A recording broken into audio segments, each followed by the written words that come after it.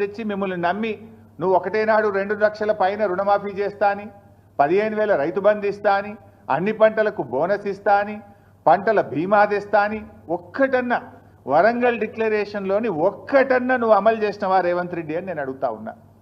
రాహుల్ గాంధీ ఆయనే వచ్చి ఆ డిక్లరేషన్ను వరంగల్లో విడుదల చేసిండు. ఆయన అడగడు, ఈయన అమలు చేయడు.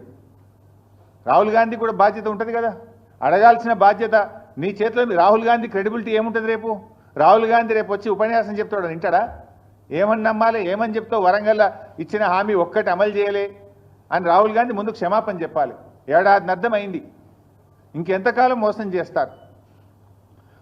ఇచ్చిన హామీలు అమలు చేయమంటే రేవంత్ రెడ్డి గారు నన్ను ఢిల్లీకి పోతే చెప్పులు ఎత్తుకుపోయడం లెక్క చూస్తుర్రు, నాకు అప్పు పుడతలేదు అని రేవంత్ రెడ్డి గారు మాట్లాడతారు. ఇవాళ పరిస్థితి ఏంటంటే ఆఖరికి పాకిస్తాన్ను నమ్మి అప్పిస్తున్నారు తప్ప రేవంత్ రెడ్డిని నమ్మి ఎవడు అప్పిస్తలేడు. నిన్న కూడా ఏదో పేపర్లు చూస్తే పాకిస్తాన్కి అప్పించినట్టు కనబడ్డది. అంటే నీ పరిస్థితి అట్లా తయారైపోయింది. ఏంది అసలు నువ్వు?